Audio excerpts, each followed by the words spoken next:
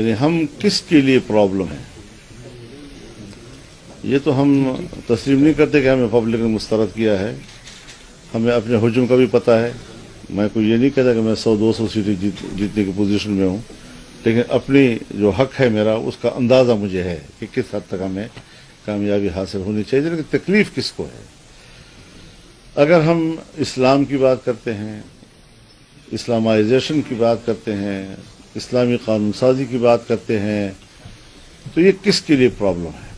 اگر ہماری بڑی طاقت اسمبلی میں جاتی ہے تو پھر ہماری یہ نظریہ کس کے لیے مشکل پیدا کر رہا ہے؟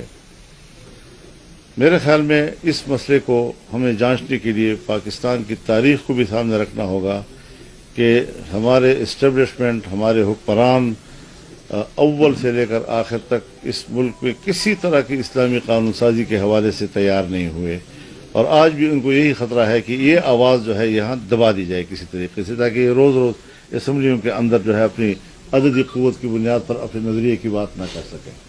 دوسری بات یہ ہے کہ آپ بھی یہ جانتے ہیں کہ 9/11 کے بعد پاکستان میں جو تحریک ہم نے چلائی، اس نے صرف پاکستان میں نہیں بلکہ برصغیر اور جنوبی ایشیا میں اینٹی امریکنزم پیدا کیا، اور اس کو اعتراف کیا. آپ کے صحافی نے اعتراف کیا اس کا جی، میڈیا نے اعتراف کیا اس کا جی. تو اس حوالے سے بھی اگر عالمی قوتوں کے مقابلے میں ہم کوئی آواز بلند کرتے ہیں تو ان کی بھی ہدایات یہ ہوتی ہے کہ ان کے ہجوم کو کم کیا جائے. اور پھر ایسے وقت میں جبکہ امارت اسلامیہ کا استحکام امریکہ اور مغربی دنیا کو قبول نہیں ہے، اور پاکستان افغانستان کو لڑانے کے لیے منصوبہ بندی بھی کی جا رہی ہے، اور اس بیچ میں ہم آتے ہیں اور دونوں ملکوں کے تعلقات کو بہتر بنانے میں کردار ادا کرتے ہیں، تو ظاہر ہے کہ اس کا نتیجہ افغانستان کے استحکام بھی ہوگا، پاکستان کا استحکام بھی ہوگا. یہ بھی ان کی نظر میں کھٹک رہا ہے کہ یہ پارٹی ہے کہ اس کو اتنا بڑا کردار نہ دیا جائے کہ وہ افغانستان کے اندر ہمارے اسلامیہ کے استحکام کا ذریعہ بنے.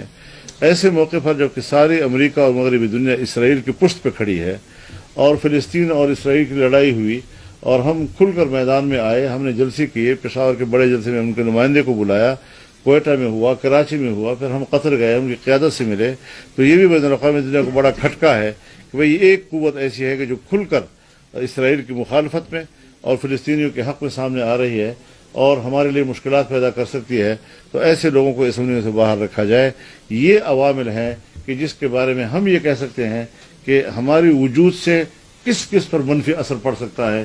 تو وہ سارے لوگ جن پر ہماری طاقت کا منفی اثر پڑتا ہوگا وہ اکٹھے ہو گئے ہیں ہمارے خلاف، اور انہوں نے ہمارے ہجوم کو کم کرنے کے لیے. اور آپ حضرات کی اطلاع کے لیے، الیکشن سے پہلے مجھے اطلاع ہو گئی تھی، الیکشن سے پہلے، کہ آپ کے لیے فیصلہ ہو چکا ہے کہ جمعیت کے ہجوم کو اور سکیڑا جائے. یہ الیکشن سے پہلے کیسے فیصلہ ہوتا ہے؟ اور وہی ہوا. تو آپ خود اندازہ لگا لیں اس سے.